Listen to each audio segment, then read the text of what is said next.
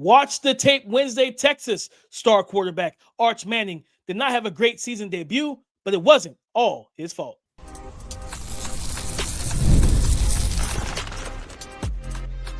You are Locked On NFL Draft, your daily podcast covering the NFL Draft. Part of the Locked On Podcast Network, your team every day. Well, welcome back to the Locked On NFL Draft Podcast, your daily podcast covering your favorite draft prospects, part of the Locked On Podcast Network, your team every day. I'm your boy, Damian Parson. I'm an NFL draft analyst with Bleacher Report. That's my guy, Keith Sanchez. He is a director of scouting with the Draft Network and 2019 national champion with those LSU Tigers. And as always, thank you for making Locked On NFL Draft your first listen today and every day. Shout for being our everydayers. It's Watch the Tape Wednesday. We have Arch Manning, Ruben Bane Jr., and Avion Terrell, cornerback from Clemson, on tap. We're going to talk about what we saw from them in week one. What did they do well? How can they get better? All of that coming up next. But this episode is brought to you by Mazda. Just like there's more to every player, more dedication, more attention to detail, there's more to a Mazda vehicle. Stay tuned later in the episode for highlights in this week's Move the Game Forward. Keith, Arch Manning, first start on the road for his official full season as a starter for Texas. Let's really kind of get into what we saw on tape for him. I believe he threw for 170 yards, threw one touchdown, had one interception, couple carries for like 38 yards, completed less than 58% of his passes. What did you see on film when you turned on the tape? Yeah, so in regards to Arch, people are going to say right off the jump that he just had a horrible day, right? And his stat line and the way he played, I think, was a compilation of a lot of different things. I think it was partly Arch. I think it was partly the head coach, Steve Sarkisian. I think it was partly Ohio State defense. I think it was partly they have pretty much all new weapons in the sense that and maybe if they've been at Texas, they're in new roles, right? They've all got elevated to a wide receiver 1, wide receiver 2, wide receiver 3, right? They were bumped down last year, obviously having Isaiah Bond and Matthew Golden, but now some of them jumped 2 spots, to be honest, right? And so I think what you've seen was like I said, a compilation of a bunch of different things. Watching Arch, and just grading him specifically, I probably come away with like a C minus, right? That there were some throws that he missed, that he flat out, he threw behind the wide receiver one time. One of them he threw in the dirt. And then I think that there were some processing things that the defense kind of confused Arch a little bit, right? Like just the way they was, playing man, and then potentially some of it looked like zone, the way they were passing things off. It was a defensive clinic at the end of the day, but you can tell that some things with Arch wasn't there. Now, the reason I give him a high grade is because of the what we talked about a couple episodes ago, and you talked about a couple of the throws that he did make. And you're like, yeah, that's special, right? Like that's NFL talent special right there. And that's throws that not a lot of guys can make. That's throws that a lot of guys won't even attempt to make. And he had probably about 3 or 4 of those on film too. So it kind of balanced itself out to end up at a C minus. Is it exactly what you want? No, but keep it in the context, everything surrounding it. You have to ask yourself, right? Like even would Nuss and Nuss play better than what Arch Manning played, for sure. But what I'm saying is that when you're going against good teams, you got Cade Klubnik, you got Nussmeier, some of those quarterbacks that you're not going to light them up for 5 touchdowns and 500 yards. That's just not how the game works. So Arch Manning, like I said, I'd probably give him a C minus. Yeah, and I'm with the C minus as well. I contemplated a D plus, but I went C minus as well. I think first start I gave him some. I wasn't, me. We talked about it in the pod. I wasn't as high as everybody else on him, and everything. It's just because of the fact of the small sample size. So I didn't come in. I expected him to struggle. To be completely honest, I was like, this is a road game. Dear God, what would it look like at nighttime? You know what I mean? If this was an 8 p.m. kickoff Eastern time, what would that have even looked like at nighttime? You had to sit and deal with that all day getting ready for this game. And then with Matt Patricia's defense, man, like you just brought up Nuss, and Nuss my QB too. We just did our QB rankings. If the way that LSU called that game against Clemson's defense, they call that crap against Ohio State. No, Ohio State's running away with a 20-point lead. because all this stuff wasn't going to work. Patricia is a Super Bowl winning defensive coordinator. He threw, I ain't gonna say he threw the kitchen sink at Arch, but boy, did he not give him any breaks. Like he threw, man, he tested him mentally. And I think, to be honest with you, I'm not surprised, because one of the things I drew away from the 2 games he played, he started last year, he stares down reads. He doesn't get off of reads quickly enough, and it's just a processing. He's young, he needs the reps. So I think Matt Patricia saw that jump. He was like, okay, yeah, I'm going to change the picture. I'm going to show you something. Like the way there was a mesh concept that they passed off and shut down, where it was just like, Arch just sitting back there like, yo, nobody's open. You know what I mean? And I think as he matures and he gets, like, the game starts moving quicker or slowing down to where he can start moving quicker, you're going to start seeing him get out the pocket more and using his legs, and not just to run for 50 yards, but more so to create those second reaction opportunities and scramble drills. And like you said, like some of the missed throws, it just was, I think for me, it was the mechanics that bothered me the most with it. And I was like, this is a Manning. That's the one thing I expected you to be like, just kind of sound on, was his mechanics. He wasn't completely lined up to throw from top to bottom. It was like, I'm throwing side on, and like, he's got a good arm. But it's like, you know what, brother? You don't have to side that pass to Wingo on that crosser. Just put it out in front. Arch, you don't got a sidearm, and your feet they're like, your hips and stuff aren't right, and you just leaning and just sidearming it. And I'm like, there was no reason to do that. So it was just kind of like too much trust in his arm at times. I call it arm arrogance for these big arm quarterbacks. You just gotta learn. You gotta learn when to do that stuff and when not to. But I think for me, I just saw a young player against a legit defense, against a legit defensive scheme. And that's when you saw the struggles. But like we talked about, right? Like, because even it was in the fourth, I think. It was it was 4th down, 4th and goal. They had the corner route from the inside receiver. Then they kind of ran that almost that same play Seattle Seahawks ran against the Patriots with the rub, got the outside. Yeah. Wingo was wide open. Even if Wingo don't score, I think it was like 4th and 1 or something like that. Like, you could have caught that inside the 5, and it's a first down. He goes for the long route. He goes for the touchdown on the 4th down, and I'm like, that's that youth in him showing up. Because I'm like, a vet quarterback would have looked directly at that slant, realized my guy is open, and just, all right, cool. We got another set of downs, and we moved the chains. Now it's 1st and goal from the 5 or whatever it would have been. You want to see him just correct those things, and I think he will. I definitely think he will. But I hope this was for those, like we talked about with Dan Orlovsky, his comments on Twitter. Like, let's let these young players develop, man. Like before we start throwing generational and elite prospect, like, especially after 2 games, guys. Like, Jesus Christ. Like, let's let these young men grow before we start saying crazy things and putting that pressure, because these players don't put it on themselves, man. He went out there and said, I'm the best player in the draft and I'm the #1 overall player in college football. He went out there and said, I'm focused on football. And he answered, like, at the end of the day, he's going to answer every question the way he's supposed to. He's trained. He's mature in that regard. Now he's got to watch that maturation happen on the field, and I think it will. I think we get to week 6, 7, we have a different conversation about Arch. But coming off of this first game, and I'll be honest, Keith, this is one of those games that we look back from week 10 to now.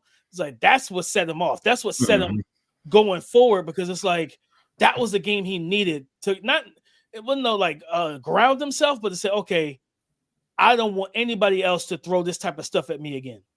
Yeah, no, I agree 100%. With DP, let's do this, man. We're going to switch from offense to defense, from one primetime game on Saturday night to a primetime game on Sunday night. We're talking about Mr.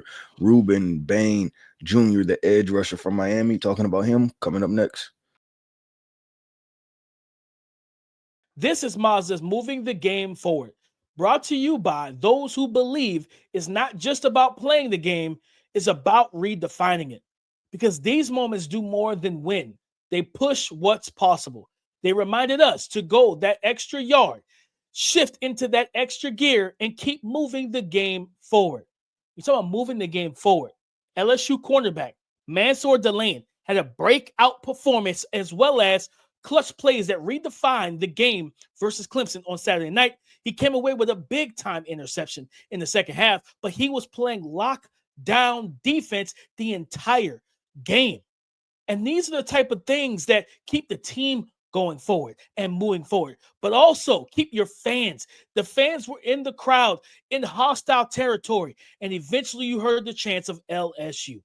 When you follow what moves you, the unexpected is only the beginning. And just like there's more to every highlight, there's more to a Mazda vehicle. Mazda, move and be moved. When the opening whistle blows on a new repair, get your crew moving forward with Supply House. Order today and see parts on your doorstep tomorrow. Over 280,000 plumbing, HVAC, and electrical items from the most trusted brands in the business.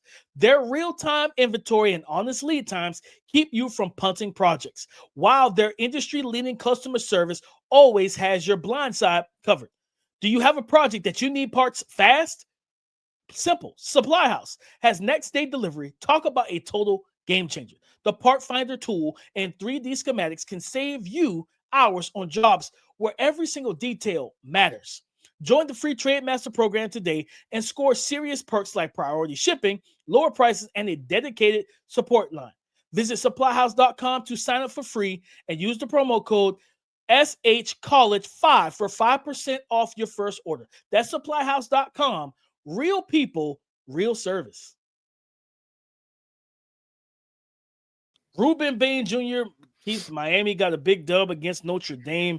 And man, did Ruben Bain have a big part in that game.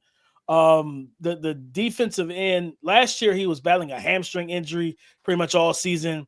He wasn't the same guy from his freshman year. I think we ended up doing a where you at segment and topic during one show. He was like, where is Ruben Bain?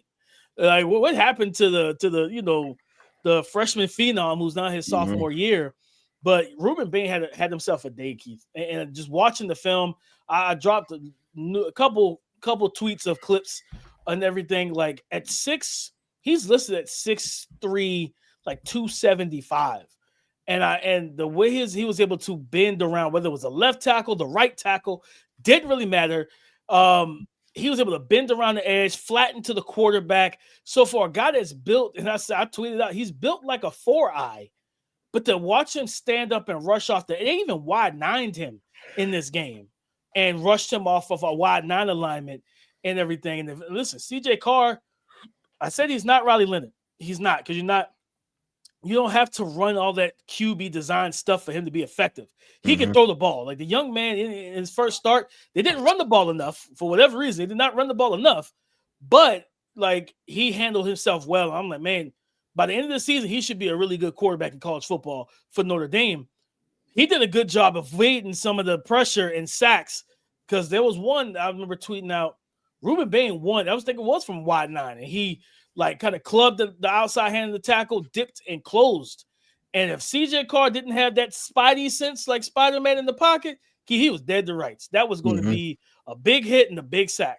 But not even just that, it was the one where I think Akeem Messador and Ruben Bain like collided with him at the same time, and they met each other at the quarterback. And as they're bringing them down, he just pitches the ball forward, and it's a incomplete forward pass. And he just saved himself from taking a sack or whatever the case may be. But Ruben Bain, and coming into the season, I had him as a top 3 player on my big board. And I watched that game, and it was a matchup I told everybody to watch. It was him and Emil Wagner, the right tackle.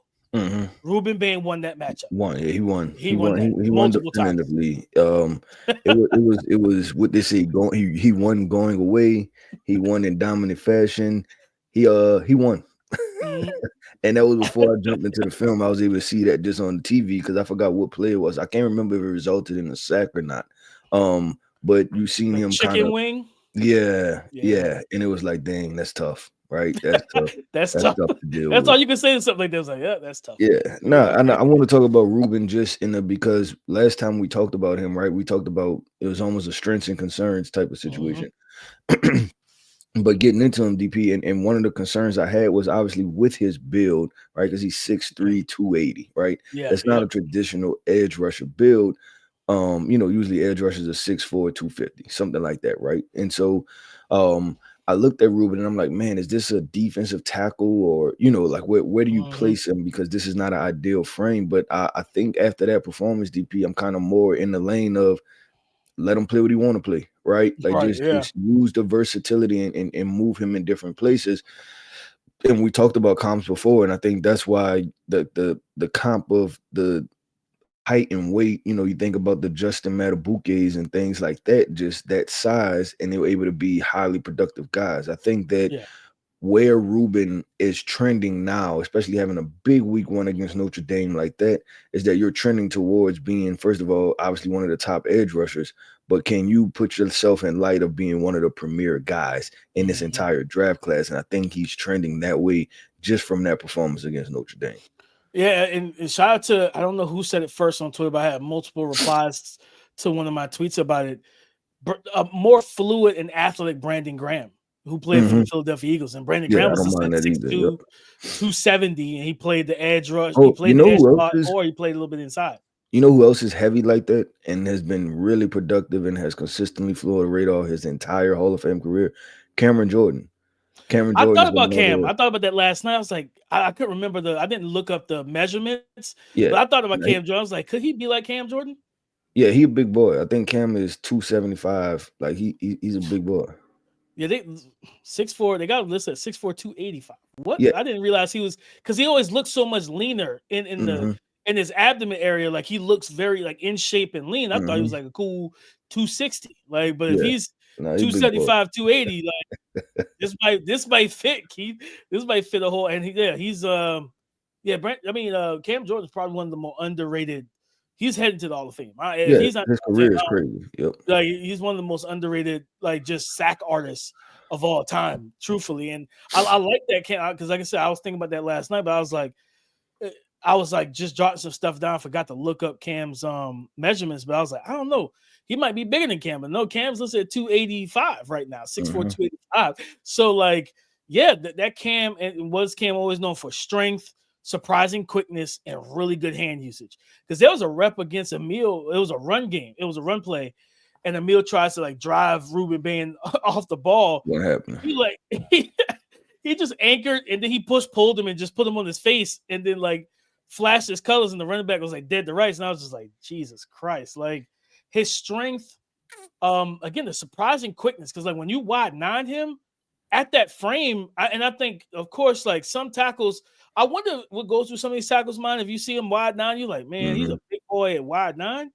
I can get it, because Emil at times got out the blocks late against him, and I don't know if he like wasn't expecting him to get off the ball as quickly as he did and fire off, but he was like, his footwork, like he was like it was at 1 or 2 reps where by the second step of Ruben Bain's rush, he was already side by side with Emil Wagner, and I'm like, brother, you are like, this is over for you. Like he's already beside you. Like that's a done deal. You know what I mean? So I think he's and I get the appeal for a lot of people. Like some DCs might say, you know what, I would love to make him a 3 tech. You know what I mean? I understand it. Like if you say let's get you up to 285, 290 and everything, and like with his strength and everything that he already has now, yeah, I totally understand that. Yeah. But if I got this guy that could play edge, Keith, at that side, know he gonna stop the run. I'm probably leaving them right there. Or a great DC is just gonna be creative for how they use them. Yeah, and I think that's where I'm at with it. I'm taking them, and I know that sacks, disruption, tackles for loss, all of those things are coming. All right? that stuff is coming. Yeah, and they're different, because I think the Packers do a fairly decent job of moving their defensive linemen and putting them in different positions. Another guy, but I think he's heavier. There's another player that popped up now I think about, Rashawn Gary. And I think Rashawn might be in that 6'3" range, or maybe he's a little bit lighter than Ruben Bain, but I think they're probably somewhat close. 6'5", 277. Yeah, as far as weight wise, then he's a little bit taller, but weight wise, but the Packers are a defense. I think about when they don't have Kenny Clark anymore. That Kenny Clark and a few of those guys just kind of moving them around, the different positions and allow them to do different things. But it's just now it's for Ruben Bain, it's just simply, listen, draft me as a defensive player. I'm a defensive lineman, whether I'm an edge rusher, 4-eye, 3 tech, whatever it be. I'm gonna be disruptive with it and make something work. And I think that's cool. This was, I think, what's appealing as well, Keith, because if he's, especially with his buy-in to do whatever the team asks him to do, the defense coordinator calls him to do, like, hey, play 4-eye, play 9 tech, wide 9U, like play 3 tech if we need you to. You think about going to like those premier Giants teams, they can go that NASCAR package. Mm-hmm. Like if you got some like linebackers that walk down into edge rush position or whatever the case may be in the NFL, you could put Ruben Bain as that 3 tech, rush him against the guards, and then have the speed on the outside, and you just create those mismatches. You know what I mean? Yep. And everything like that. So it definitely a fun player. He hit the ground running in week 1, and now it's like, okay, he's healthy and he looks like he's on the path, forward, that he wants to dominate every single offensive lineman that he sits across. If he continues this and has this for a full season, like impact like that, yeah, he's going to secure himself as a top 10 pick in this class. Yep, I agree 100% with DP. Let's do this, man. Let's switch to cornerbacks. We're going to talk about cornerback Avion Terrell. Talk about him, his matchup versus the LSU wide receivers. He was a guy that we called out, right? Said needed to step up on Friday of last week's episodes. We're going to talk about Avion Terrell. What were the results of that performance? Talk about that coming up next. This episode is presented by Yahoo Fantasy. This year, I'm playing fantasy football on Yahoo Fantasy, and you should too. Whether you're a first-timer or a veteran creating your millionth league. With the season kicking off September the 4th, now is the time to start playing Yahoo Fantasy Football, which offers so many fun ways to compete. Want more ways to play? Try the brand new Yahoo Fantasy Guillotine League mode, where the lowest scoring team gets eliminated weekly until only one team is left standing. Want to play instantly with your friends? Try the Draft with Friends mode. Or if you prefer the classics, get your crew together. Go head-to-head in a private league. But if you have no crew, no friends right now, no problem. Join a public league. That is the easiest way to play. The NFL season kicks off on September the 4th, so don't wait. Start your league right now. Matter of fact, draft now at yahoofantasy.com/LockedOnNFL. That's yahoofantasy.com/LockedOnNFL. Today's episode is brought to you by FanDuel, America's #1 sportsbook. The NFL season is here, and FanDuel is making sure you're ready for kickoff with a can't-miss offer. Right now, new customers can bet just $5, and if your bet wins, you'll get $300 back in bonus bets to use across the app. Right now, brand new customers can bet just $5, and if your first bet wins, you'll get $300 back in bonus bets to use freely across the app on everything from player props, building same-game parlays, or even jumping into live action as it unfolds. So my question to you, are you ready to play? Download the FanDuel app now by visiting FanDuel.com to get started. Again, are you ready to play? Download the FanDuel app now by visiting FanDuel.com to get started. That's FanDuel.com to place your first $5 bet. Thank you for making Locked On NFL Draft your first listen today and every day. Shout out for being our everydayers. Avion Terrell with 5'10", 5'11", like 180, 85 pounds, somewhere in there. Cornerback out of Clemson. And, being in the press box, watching the game from that angle, Keith, overall, I would, if I was going to grade his game, I would give him a B+. Like he brought energy, he brought juice. This is a guy that, he may not he's not going to be 6'2", 205, right? He's not going to look like Tariq Woolen or Sauce Gardner, but this is a tough player, man. Like the hit on the tight end that caused the fumble. Yeah, on ball sharp. Yeah. Yeah. Like it wasn't just the hit, but I was watching it because I saw the concept and I was like, oh, he's going to the tight end. When I saw, I saw the play, snap, I was like, oh, yeah, he's going to the tight end, quick hitch. They've been working the quick game. And I'm at the same time, I was watching Avion Terrell because he was on our side of the field. And I watched him read us. I was like, he's reading us. Like he's the cloud corner. He's reading us. He made a little bit of contact with the outside receiver, squatted, and then drove, and then made the big hit. You know what I mean? And knocked the ball free. Shout out to the tight end because he saved the touchdown. He got back up and went and chased the ball down and made the tackles. If he doesn't make that tackle, they get 6 off of that. When the actual result, they end up getting the field goal. I think that was their first offensive score of the game. Turnover, yep. So that could have been 7 points if he doesn't get us. A shot to the tight end, man. He did a great job getting up and playing to the whistle. But Avion Terrell, like there was a rep against Aaron Anderson. They tried to run kind of like kind of a corner route or a deep out Mm-hmm. against him, and like the hip fluidity broke down, turned with him, like was sticky, like right there in the hip pocket, and Nuss ended up throwing it too low. It was in the dirt, and there was nobody really had a chance to make a true catch on it. But I was like, that's probably a good thing because he was. I don't think it was going to be caught anyway. Like he was right there with Aaron Anderson, and that's what. Again, going back to the coordinators in Clemson, why don't you move Avion Terrell inside?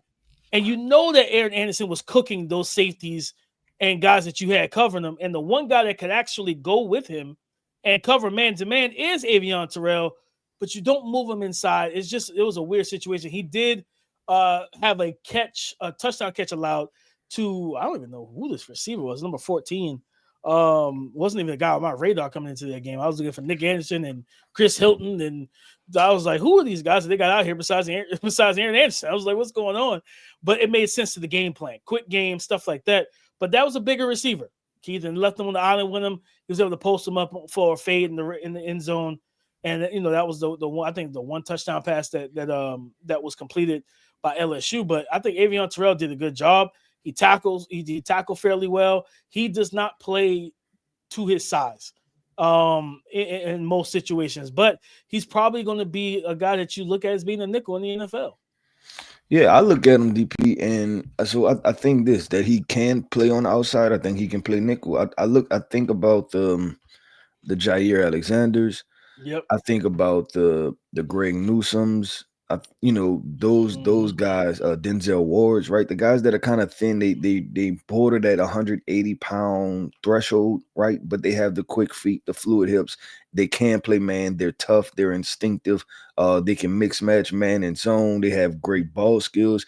Avion Terrell is elevating himself, I think, as a draft prospect coming off of that, right? And he was another guy that we, like you said, we highlighted like, hey, you need to come perform, like show up and show out against LSU wide receivers. People are going to see the size situation, but listen, if I have a corner that just loses jump balls, but he checks the box for everything else, I'm perfectly fine with that, right? Yeah. Because you only throwing like an end zone fade or something when you're in the red zone. You're not throwing that on your own 20. Not a high percentage that you're throwing a bunch of those. Like, so yeah, you're not. And then how many wide receivers are 6'4", 6'5", right? Like there's not a whole lot of those guys, that are just walking around just on rosters just to catch jump balls in the end zone.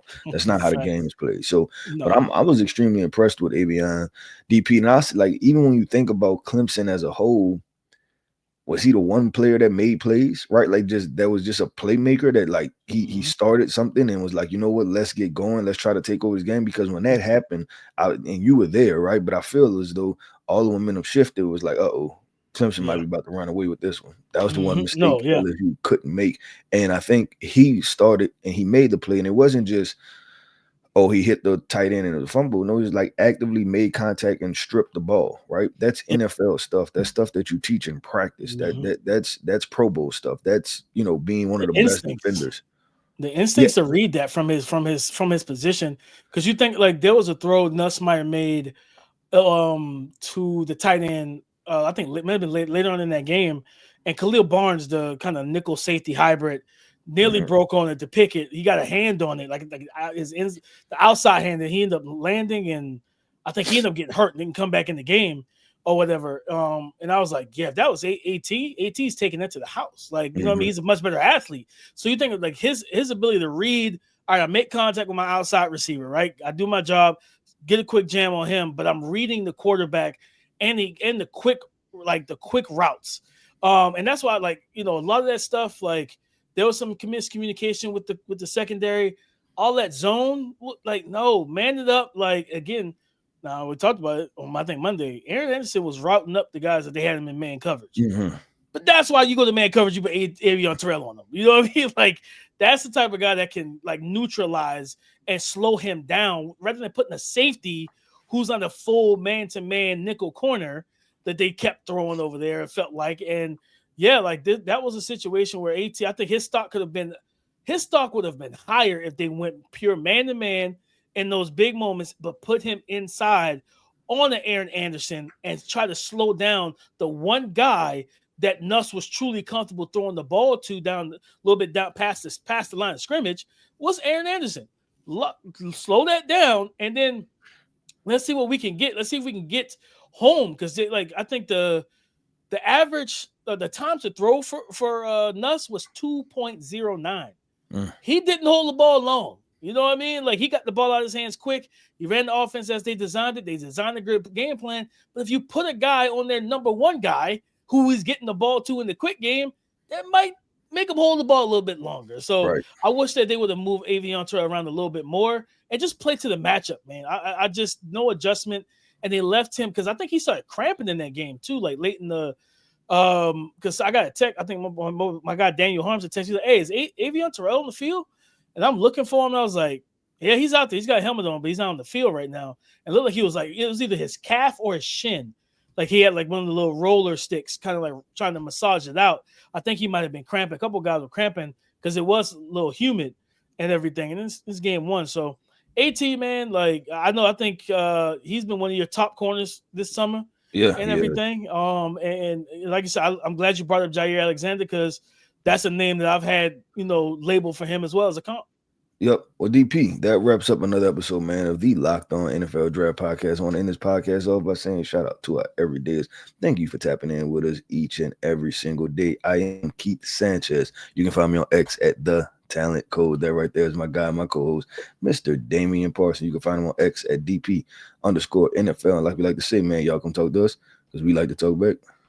Go subscribe and follow for free on YouTube or wherever you listen to podcasts to get the latest episode as soon as it is available. On tomorrow's show, Keith dropped a new mock draft over at the Draft Network. We're going to break that down, the favorite picks, most interesting picks, and those sleeper picks on tomorrow's show as we get ready for the NFL season. Now that college football has kicked off. So come join the conversation again tomorrow on the Locked On Podcast Network, your team every day.